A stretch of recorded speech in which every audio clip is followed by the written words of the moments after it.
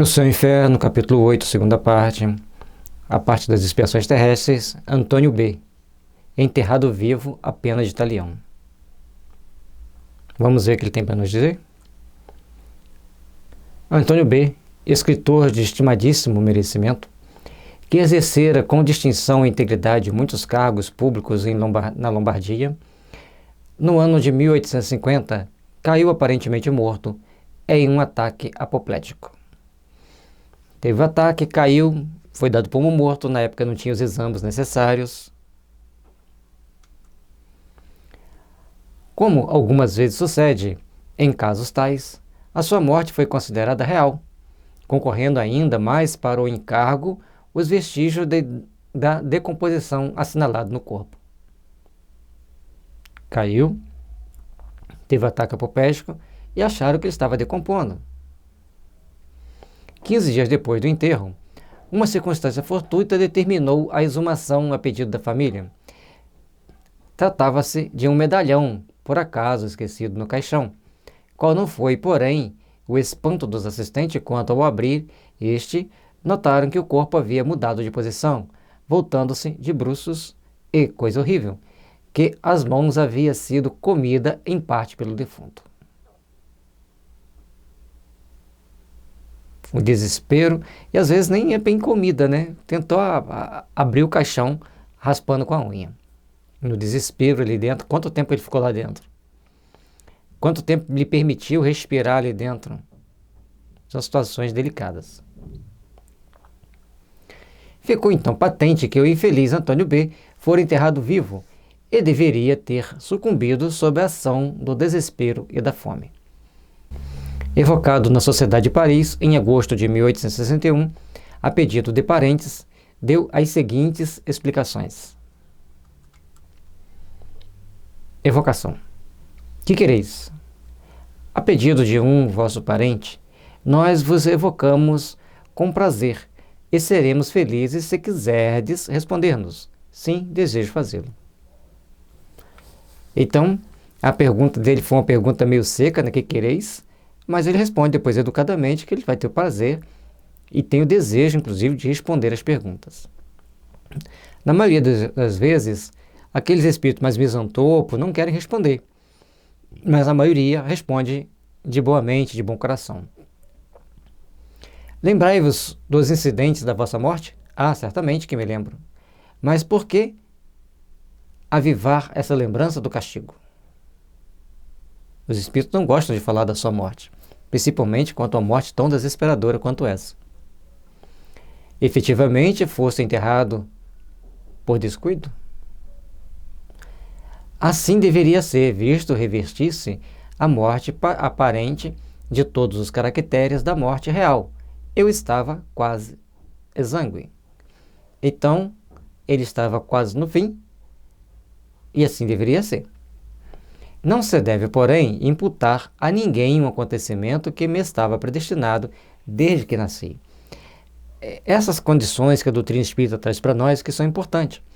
Porque nesse momento aparecem dezenas de pessoas apontando, tá vendo, você, sempre aponta o dedo para todo mundo como culpado e esquecem-se de olhar para as circunstâncias, para o karma, como é o caso aqui, por que aquilo aconteceu, de que forma, estava programado, não estava, isso é importante entender. Aí, vocês viram que tem um umzinho ali, privado de circulação do sangue, descoloração da pele pela privação do sangue. Incomodavam-vos estas perguntas? Será mister lhes demos fim? Não podeis continuar. Por que deixastes a reputação de um homem de bem? Esperamos fosseis felizes. Eu vos agradeço, pois sei que haveis de interceder por mim. Vou fazer o possível para vos responder e, se não puder fazê-lo, falo-á um dos vossos guias por mim. Então ele vai tentar responder, que nem sempre o espírito consegue responder, porque ele lembra daquele momento desesperador da morte, por sufocação ali enterrado vivo. Podeis descrever-nos as vossas sensações naquele momento? Que dolorosa provação sentir-me enterrado entre 4 tábuas, tolhido, absolutamente tolhido. Gritar é impossível. Então ele estava dentro do do túmulo, naquelas tábuas do caixão. Não podia gritar. As sensações, logicamente, não são das melhores. A voz, por falta de ar, não tinha eco. Ah, que tortura! O do infeliz que em vão se esforça para respirar num ambiente limitado. Eu era qual condenado à boca de um forno, abstração feita do calor. A ninguém deseja um fim rematado por semelhantes torturas. Não, não desejo a ninguém um tal fim.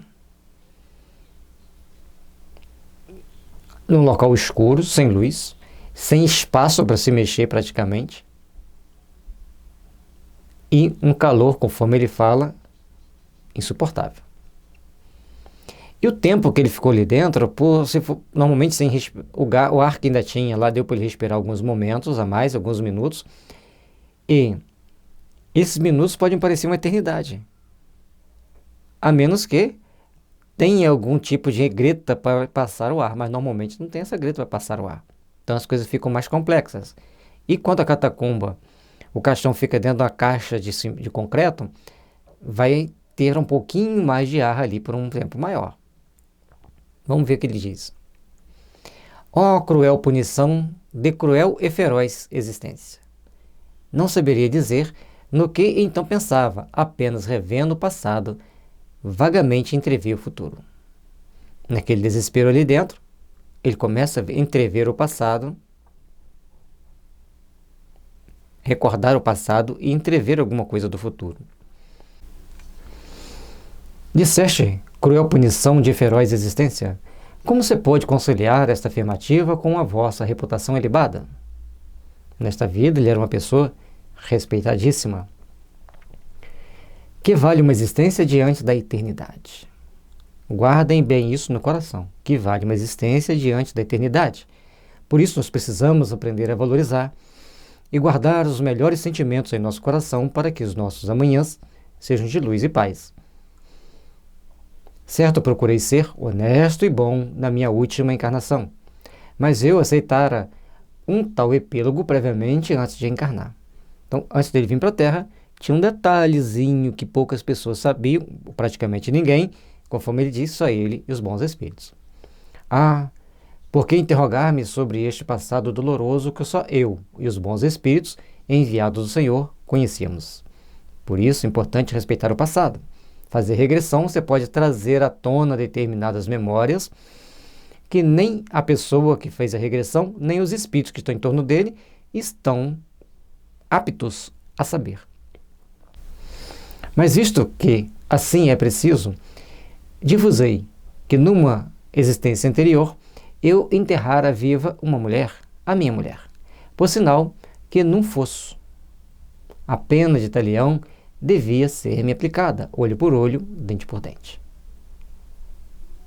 Os impulsos momentâneos de alguns segundos que levam-nos a ter que passar, às vezes, por séculos de sofrimento. Ele, simplesmente, um ato final, pelo menos o que parece. Agradecemos essas respostas e pedimos a Deus, vos perdoe o passado, em atenção ao mérito da vossa última encarnação. Voltarei mais tarde, mas, não obstante, o espírito de Eraste completará a minha comunicação. Ele sai, não dá conta de relatar todo aquele fato e deixa para que o mentor do médium dê continuidade. Nos trabalhos em equipe, no mundo espiritual, isso é muito comum. Por essa comunicação, podeis inferir a correlatividade e dependência imediata das vossas existências entre si, as tribulações, as vicissitudes, as dificuldades e dores humanas são sempre as consequências de uma vida anterior, culposa ou mal aproveitada. Isso é importante a gente saber, viver, conviver, agir, reagir e interagir, porque cada encarnação traz em si os males e os benefícios que nós mesmos criamos, que nós mesmos colocamos para o outro. Se nós fazemos os outros sofrerem, de alguma forma nós vamos sofrer. Se nós fazemos os outros estarem bem, de alguma forma nós vamos estar bem. E assim nós vamos procurar construir intimamente as forças que nos conduzirão ao Pai.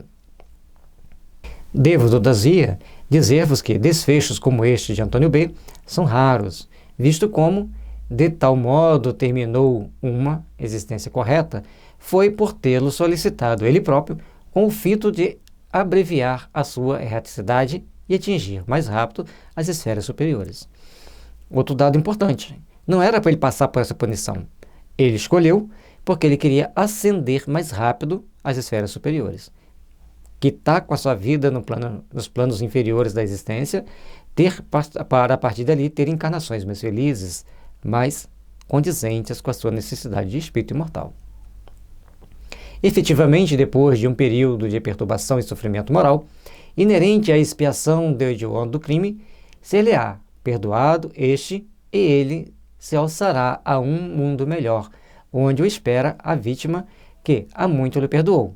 Aproveitai este exemplo cruel, queridos espíritas, a fim de suportardes com paciência os sofrimentos morais e físicos, todas as pequenas misérias da Terra. Aqui na Terra são pequenas misérias, em relação ao nosso passado, em relação àquilo que vivenciamos numa época distante. Então, precisamos começar a colocar em prática os bons ensinamentos do Cristo, principalmente do amor e do perdão incondicional. Esse amor e o perdão não é aquele lá de abraçar, beijar, ficar ali perto. Esquece. Te fez mal? Esquece. Siga em paz seu caminho, que eu sigo o meu para cá. Te fechou no trânsito? Vá em paz. Você não sabe o que o outro está sentindo. Quais as dores que ele está passando. Lógico que a gente fica meio irritado na hora, mas treine não ficar irritado. E pensa assim, que bom que não bateu. Que bom que não aconteceu um acidente. Assim nós vamos seguir nosso caminho, vamos para o nosso trabalho, para o nosso passeio, sem grandes tormentos, sem grandes dificuldades.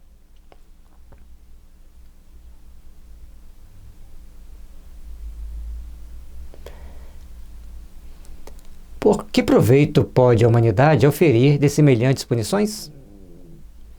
As penas não existem para desenvolver a humanidade, porém para punição dos que erram. Então não tem uma pena para ajudar a humanidade a evoluir, tem punição para os que erram. De fato, a humanidade não pode ter interesse algum no sofrimento de um dos seus membros. Qual o interesse da humanidade ver alguém sofrendo? Não tem interesse. Neste caso, a punição foi apropriada à falta, porque há loucos, idiotas e paralíticos. Outro dado importante, aquela ali foi uma punição apropriada à falta que ele cometeu e que ele pediu e foi-lhe concedido pagar daquela forma.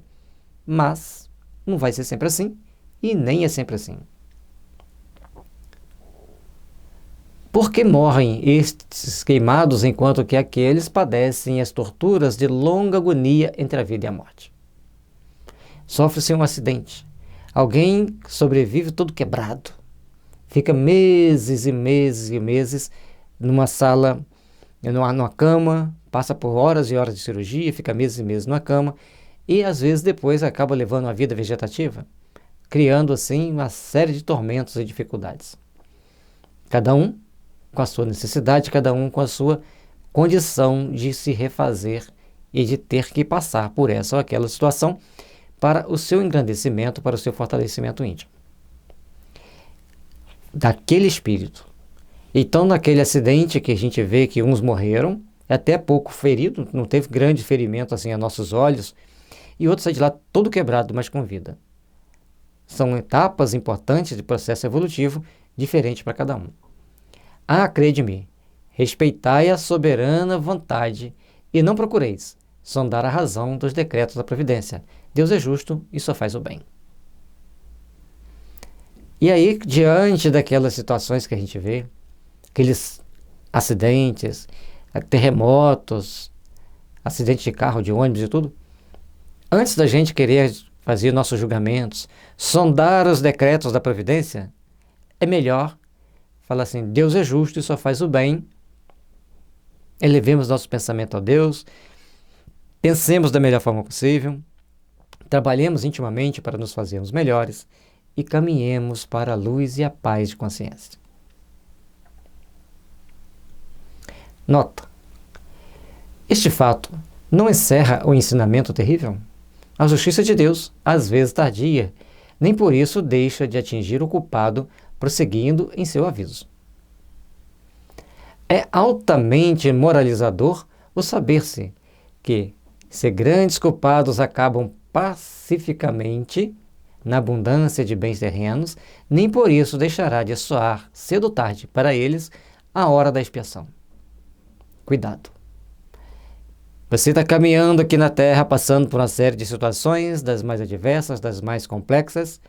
Lá na frente, você terá recompensa. Se você passa aqui na Terra, cometeu algumas atrocidades, não se arrependeu, não pediu perdão a Deus, lá na frente tem as consequências. Então, recompensa e consequências sempre soarão o dia da verdade, sempre soarão o dia do impulsionar para essa realização, para essas ações, para essas atitudes. Trabalhamos em nós os bons sentimentos, os bons ideais, para começarmos a edificar e a construir um mundo melhor, um mundo onde procuremos realizar com paz, com harmonia e misericórdia a nossa existência. Penas tais como são compreensíveis, não só por estarem mais ou menos ao alcance de nossas vistas, como por serem lógicas. Cremos porque a razão admite. Uma existência honrosa não exclui, portanto, as provações da vida, que são escolhidas e aceitas como complemento da expiação. O restante do pagamento de uma dívida saldada antes de receber o preço do progresso realizado.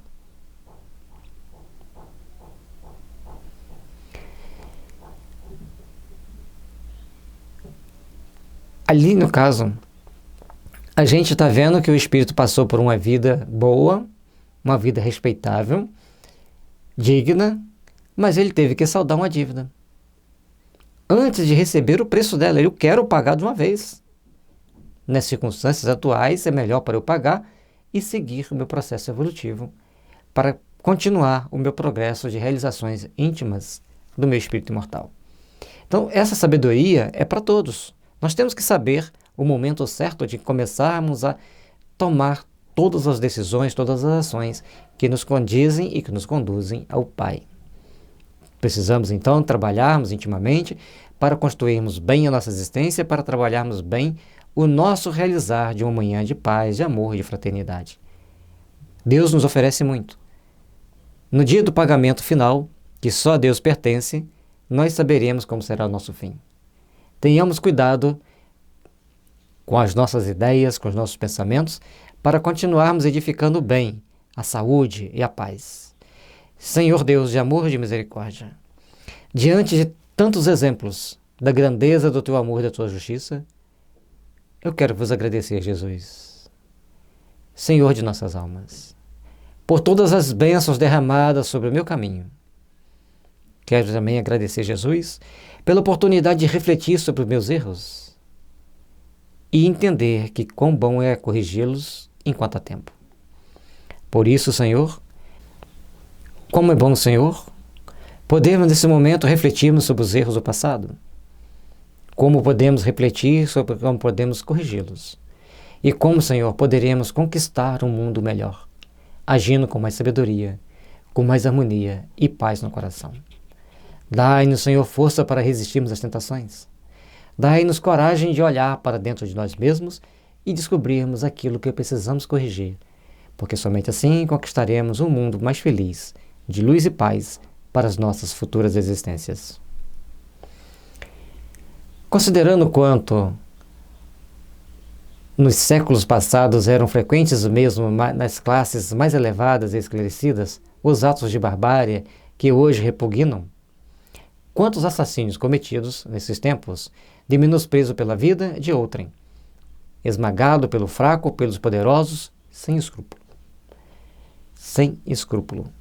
Simplesmente achavam que deveriam punir. A Idade Média é cheia de exemplos desses que muitas das vezes nós mesmos cometemos. Por isso, a necessidade de repararmos nossos erros, de tomarmos consciência das nossas realizações, de procurarmos crescer para Deus buscando o sentimento de harmonia, de paz e de fraternidade para a nossa caminhada. Então, compreenderemos que muitos dos nossos contemporâneos têm de expungir máculas passadas e tampouco nos admiremos do número considerável de pessoas que sucumbem vítimas dos acidentes isolados ou por catástrofes coletivas. Sempre vai existir. A todo momento vai vir a existência de catástrofes coletivas, de sofrimentos e mais sofrimentos, de uma pessoa variar sozinha ou de grupos, porque ainda estamos na Terra, planeta que predomina as provas e as expiações. Uma oportunidade ímpar para os espíritos quitarem suas dívidas. E muitos, não se assustem de eu dizer isso, vêm à Terra para passar por uma encarnação expiatória ou de paz e tranquilidade lá na frente vem expiação. Ou o tsunami do Japão foi simplesmente um tsunami por acaso? Lógico que não. A resignação daquele povo diante de uma tragédia tão grande mostra que eles foram preparados para aquele momento. Era um momento de resgate de suas vidas passadas. Ah, eles eram criminosos? Não temos que dizer isso. Porque todos nós, no passado, cometemos erros. E ainda cometemos alguns. Não tão graves quanto antes, mas cometemos. Chega um tempo, então, que temos que reparar. É a hora que a gente pede contas a Deus, ou melhor, a gente pede a Deus para que a gente pague nossas contas de forma mais rápida, como disse aqui no exemplo. E acontecem as catástrofes dolorosas, sofridas, e que leva o mundo inteiro hoje a desenvolver o sentimento de consternação, de compaixão. Faz uma grande diferença. Por isso, as provações coletivas e individuais têm o seu fim, têm o seu cunho necessário dentro do progresso do espírito que o sofreu. O despotismo, o fanatismo, a ignorância e os prejuízos da Idade Média e dos séculos que se seguiram legaram às gerações futuras uma dívida enorme que ainda não está saldada. Muitas desgraças nos parecem imerecidas, somente porque apenas vemos o presente. Compreendamos, pois, que cada uma dessas oportunidades que acontecem coletivamente ou isoladamente é uma oportunidade para se resgatar espíritos, resgatar dívidas espirituais de épocas distantes, remotas. Mas tudo isso tem um fim útil: reeducar os espíritos para a eternidade. Reeducar espíritos para entenderem que Deus é justo e misericordioso e nos dá sempre a oportunidade de fazermos o bem, mas também de sofrermos as consequências do mal que fizemos, resgatando nossa dívida. E Deus permite que isso aconteça por ser um Pai justo e misericordioso que quer que aprendamos a crescer para Deus, que quer que aprendamos a nos fortalecer e nos elevar para os páramos de luz, de paz e de harmonia. Por isso, peçamos sempre a Jesus que nos dê sabedoria, resignação e paz, para diante de todas as situações adversas, mantermos-nos fiéis à fé, crendo que Deus é justo, sábio e misericordioso. Por isso, como nós ainda temos que resgatar erros do passado, acontecem fenômenos que nos levam a passar por certos padecimentos necessários ao processo de reajustamento e de crescimento espiritual. Paz e luz, que Jesus e os bons espíritos estejam sempre ao nosso lado, nos fortalecendo, iluminando e protegendo nossos lares.